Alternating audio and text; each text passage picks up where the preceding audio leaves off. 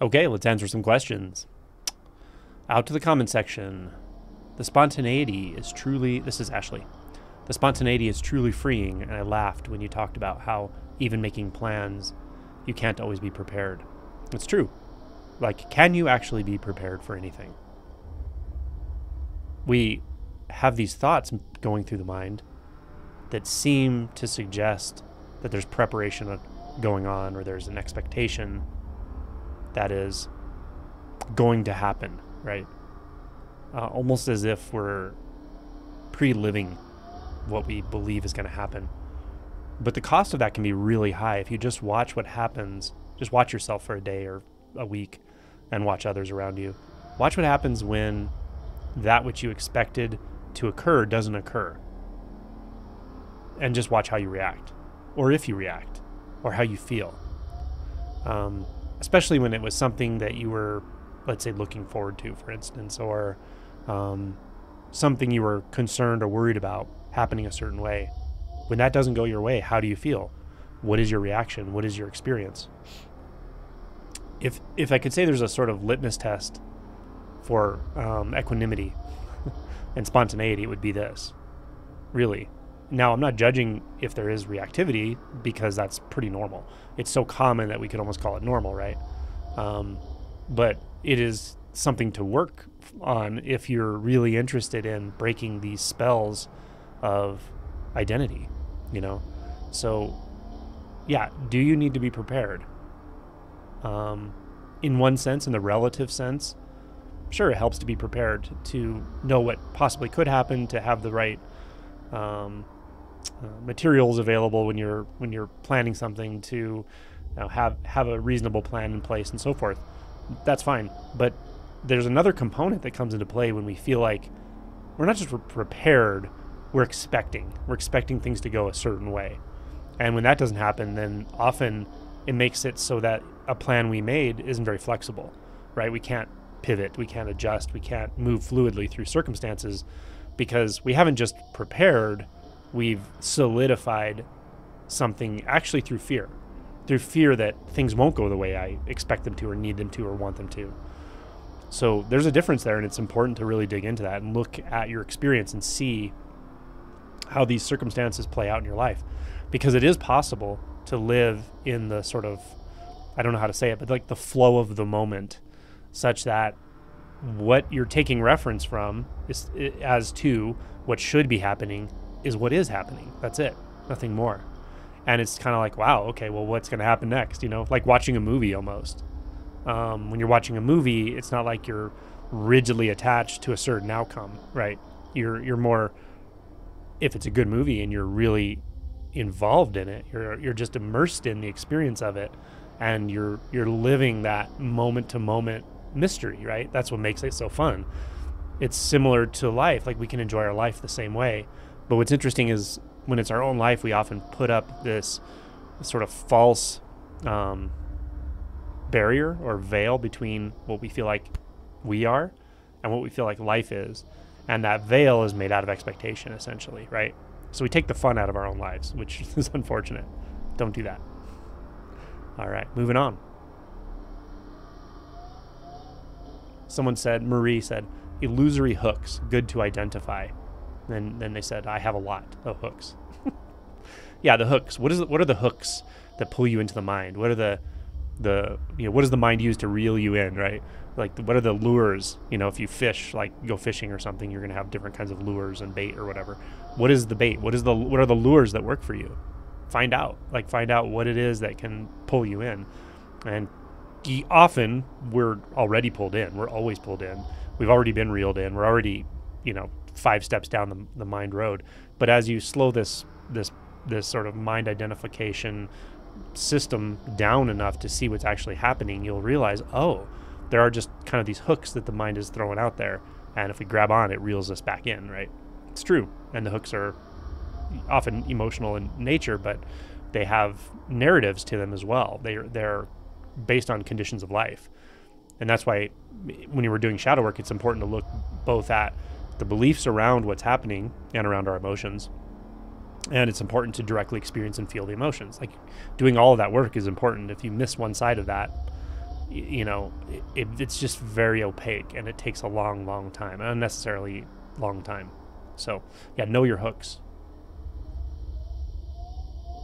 Someone requested a part 2. This is Tamiko Fisher on this video I did on balance and deep realization. This particular video brought up in me that I have reflected on for months, something that I've reflected on for months, but have been hesitant to ask in Q&A live streams. 3 Pillars of Zen has a meaningful and much appreciated book. Okay, I remember this comment. They read it. They were talking about Yasutani Roshi. It's a really powerful book and so forth. Yasutani Roshi is the Roshi in the Dokusan room who's talking to people as they're waking up. And then they said they read about this period in history. Our Google search became aware for the first time that he was said to have held some extreme political views, including militarism, anti-Semitism. So this would have been around the time of, like, between World War I and World War II, and during World War II, and the sort of Japanese imperialism of that time is what they're talking about here. And I don't know the guy, and I don't know what his exact history is. My understanding is he was late to the realization of enlightenment and becoming a monk and so forth. Unlike his teacher, who started very, very early in life for him. So I think those views and those statements and so forth were kind of before he became like a sort of endorsed teacher and so forth, as far as I know.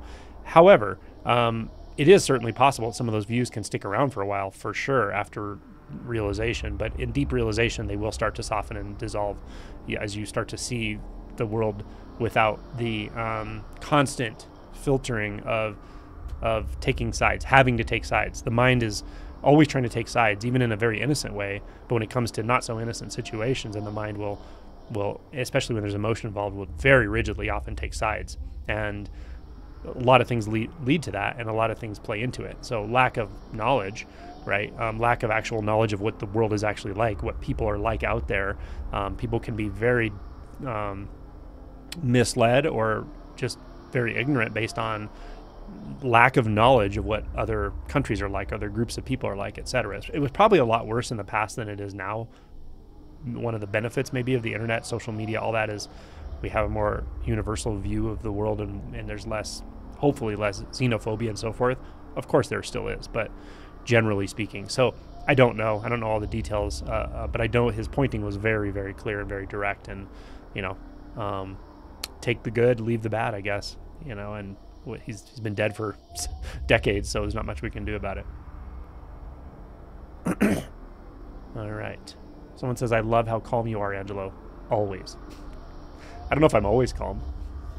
My energy levels go up and down, sometimes I'm like a higher energy.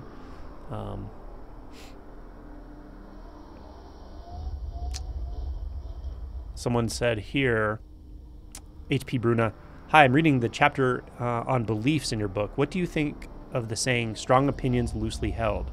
Can beliefs help us to navigate the world? So in my book, if anyone watching these videos hasn't read my book, I recommend it. This whole channel was built to basically market the book, essentially. But the book, it has far more detail, really, than I can even put in videos. It just does, because I edited it so thoroughly and went through it again and again. But in the book, I really clearly describe the difference between relative beliefs and the kinds of beliefs I'm talking about when I talk about investigating the nature of belief, right?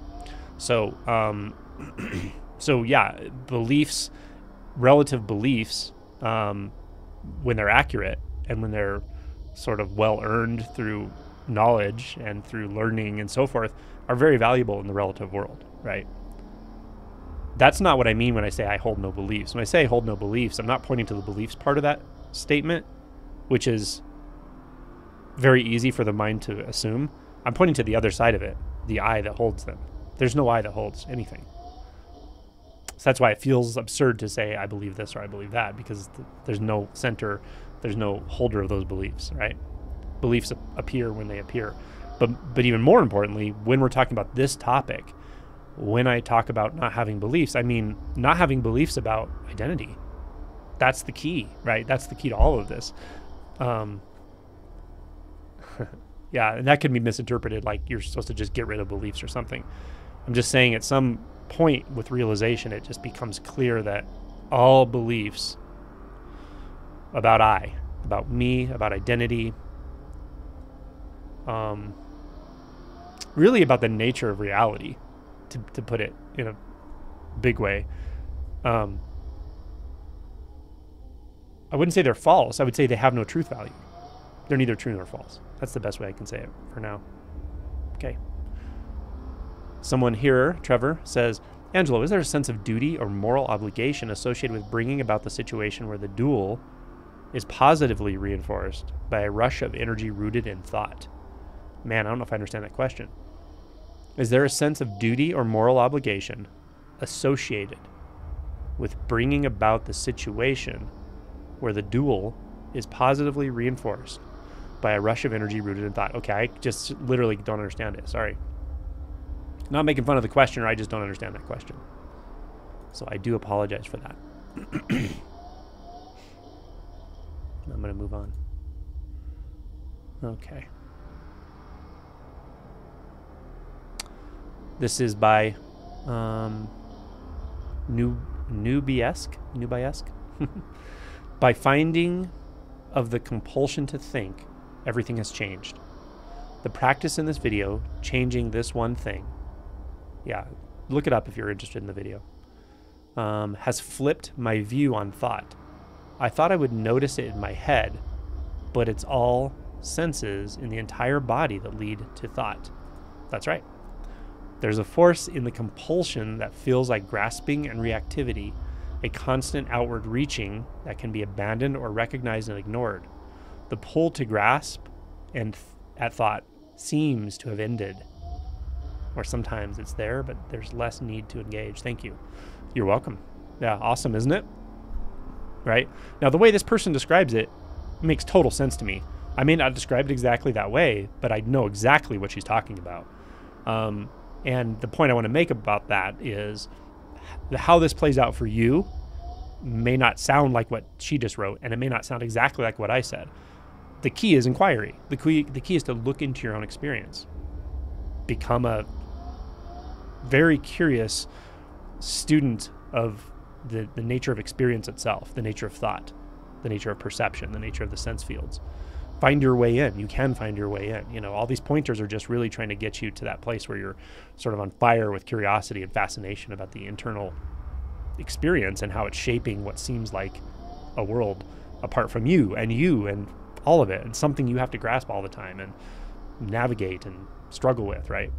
So, yeah. So hold any statements like this loosely, but feel into the spirit of them. You know, I made a video about grokking recently. You want to grok what we're talking about, not memorize it and try to reproduce it. Okay. Joel Miller said, I think this is the same as observing thoughts, like you describe in your book. He's talking about the video. What is this video? Infinite contact within consciousness.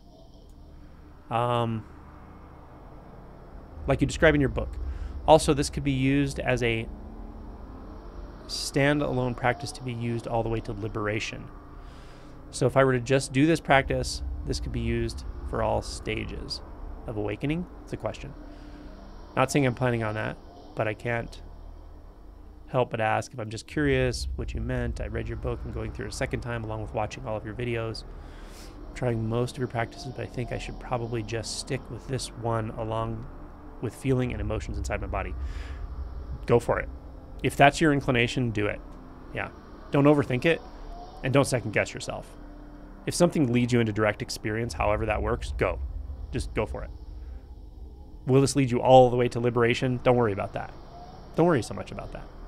You know, you'll know if as things clarify, if there's some type of contemplation that may be helpful here, or an orientation of the sense fields, or some emotion work that needs to be done in the way you hadn't done it before. You'll know. You'll intuit that. But if you're finding something that intuitively is really driving this and pulling you inward or pulling you into clarity, however that feels for you, go for it.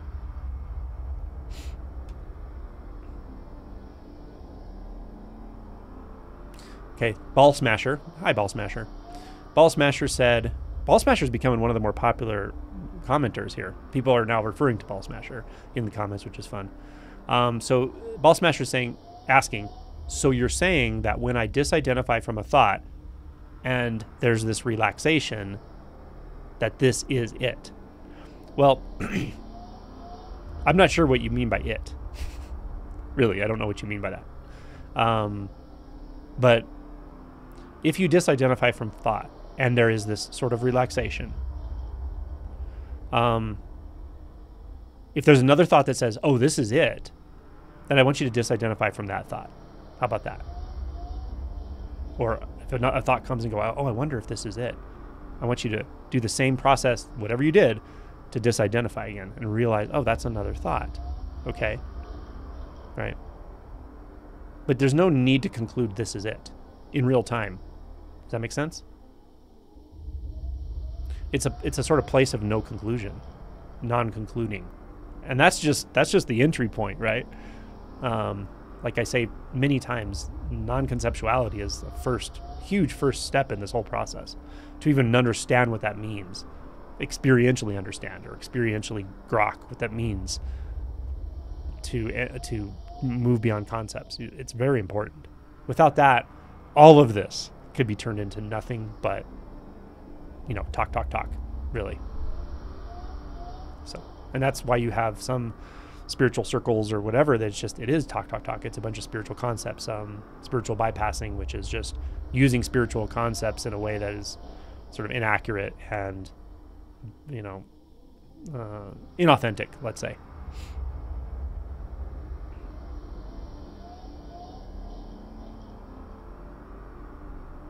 Okay. Let's see here. Light and Joy Designs. I was watching the video of my interview with Pam, and they asked, was this the first awakening as Angela talks about, or is it abiding for you now and forever? Thanks for sharing your story. I'll let Pam answer that. The forever thing is funny though. Like, if anyone asks me, is this forever? Immediately I can answer this part of it, and I can tell you there's nothing that's forever. Forever is a total mental construct. Forever is a long time, right? The difference between, this is a definition thing, but the difference between immortal and eternal, very different. Immortal means time exists and it's going on like forever. It's like an infinite timeline. Eternal means not within the realm of time at all. It's not subject to time at all, right? So the experience is eternal. The experience is an experience of eternity, not in time. And it's not even really an experience, but that you have to take my word for until you leave the realm of experience.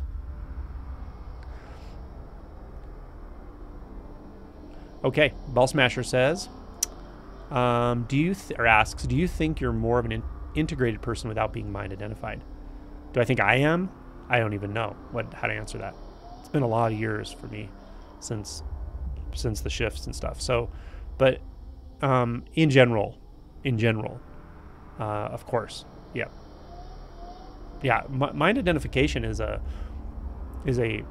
skew toward the disintegrative, right? It's a disassociated state. It's a disassociated, socially endorsed state of delusion. That's what it is.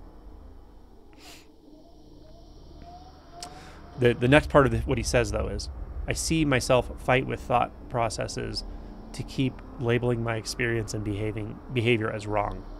That's right. It's good to see these thought processes that are judging, right? Just seeing those is revolutionary. It may be really uncomfortable when you see it. You're like, why am I beating myself up? Don't worry about that part. Just be happy that you saw it. Because if you don't see it, you're identified with it. When you're identified with it, everyone around you may feel it. And you may not even know it, right? Everybody around you may be getting it in all these ways you don't see, like sideways, right? So, yeah, be happy that you can even see that, right? It's huge. Let's see here.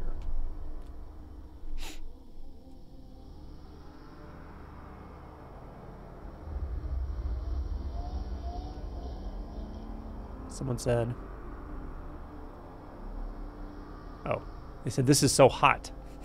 It was the video called Everything is Perfectly Managed in the Unborn. That would be Zirkton who said that. Lulu Bear says everything is okay. Yes, it is. More than okay.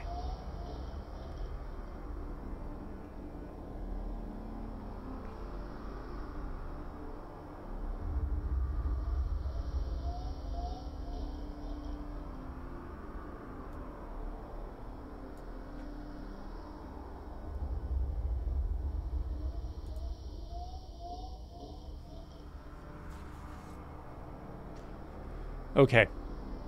So this is a good question. This is Plant Love 2585 who says, wow, thank you so much. Okay, this is the video called Balances Critical and Realization.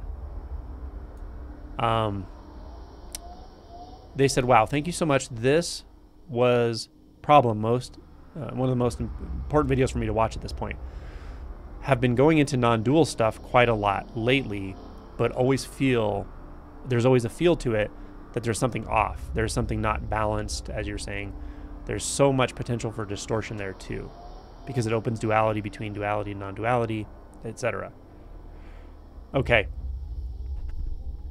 This is something I've said before in various places, but I just like to be clear about what I'm talking about. So I do sometimes make these distinctions.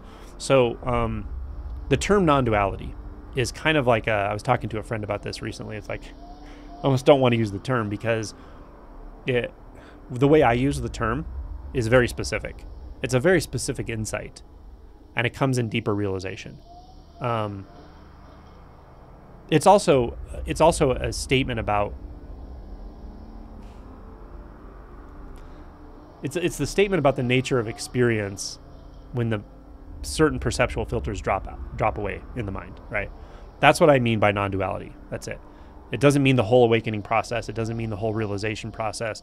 It's a very important part of it. It's a necessary part, but it's not everything. Moreover, it's not just some certain way of speaking. It's not a way that I speak, right? So, for instance, a lot of the way you'll see non-duality, the term non-duality used on YouTube now or online, but YouTube primarily. And I'm not saying this is wrong at all either. I'm not criticizing anyone here. I'm just saying the way it's used is like a moniker for this whole topic kind of thing, right? For this whole possibility, let's say, right? I would call that a realization. I would call that awakening and realization, right? Perhaps liberation, maybe even enlightenment, to use like the ancient term. This is the same thing Buddha talked about, right? It's the same thing that's talked about in the Upanishads, in the Advaita Vedanta scriptures and so forth. Not scriptures, but Upanishads essentially. And it's the possibility of waking up from the illusion of separation, the illusion of suffering, the illusion of identity, and dispelling fundamental delusion. That's what this whole thing's about, right? But some people just say non-duality. They just call it non-duality, which is fine. But then on top of that, there is a tendency to talk about it in a very specific way. Some people might call it like the one example would be the what do they call it? The uncompromising non-dual message or something. That's just a very specific way of speaking, and as far as I can tell, like one person sort of characterized that. His name's Tony Parsons. If you haven't checked him out, check him out. He's great.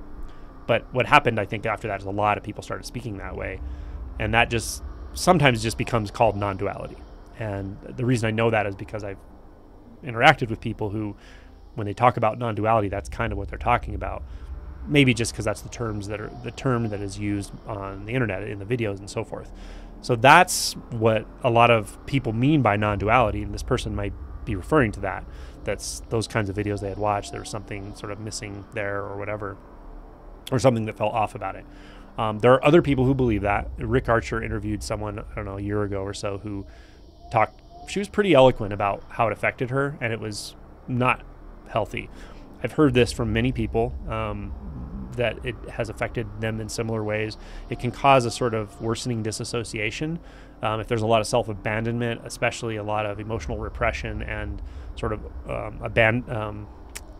avoidance of emotion work, it can encourage you to do that without you realizing it, because that's your natural tendency, or I shouldn't say natural, it's your learned tendency. So sometimes a message that's too rigid and to one point, not necessarily one-pointed, but one-dimensional, no matter how extreme it sounds or says it is or whatever, can lead to these kinds of effects in certain people if there's no flexibility to it. And anyway, so that may be what this person is talking about, and I've heard this criticism a lot by a lot of people who are deeply realized and have a lot of experience and so forth. So, take that as you will.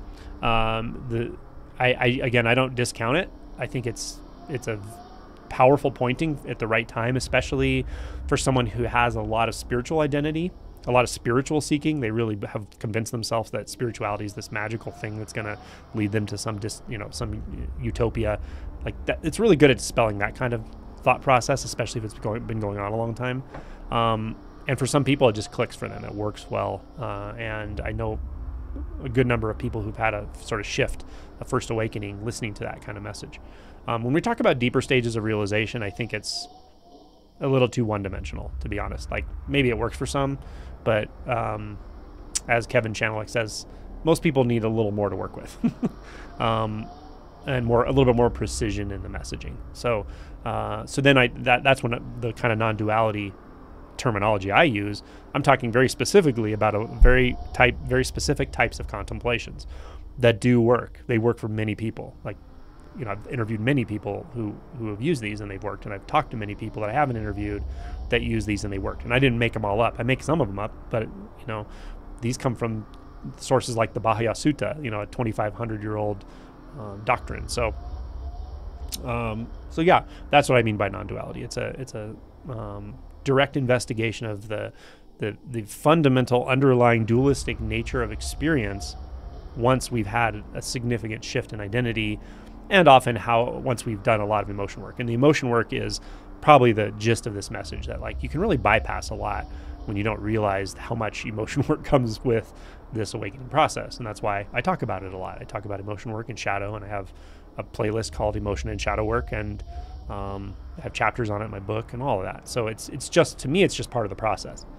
Bypassing is to actually believe you're doing spirituality, whatever that means, to avoid all of that, to avoid the yucky stuff, to avoid the painful stuff, to avoid the quote unquote negative emotions or something. Yeah, that's not what I'm talking about here. I'm talking about going directly into your experience and seeing, feeling, and experiencing and acknowledging everything that's there, until you start to come up against those fundamental perceptions of division, separation, boundary, self, other, identity.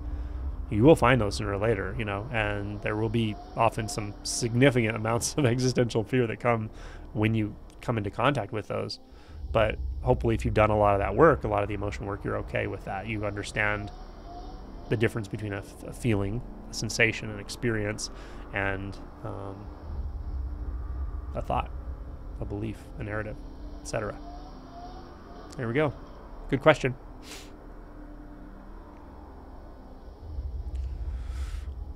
All right. Someone asked, where can we read this? The Shin Shin Ming. Which sutta? I enjoyed it very much. It's not a sutta. It's the way I like to find it is if you look up, you just Google this. You can Google this. Affirming Faith in Mind. Affirming Faith in Mind. And there's one by the Red Clay Sangha, which I really like. It's the same translation as they used where I came from, like the Zen Center of Denver and the sort of Kapla Roshi lineage. That's the same translation they used, but the way I find it online is to look at the Red Clay Sangha. So yeah, it's really good. All right, y'all. That's it for now. Talk soon.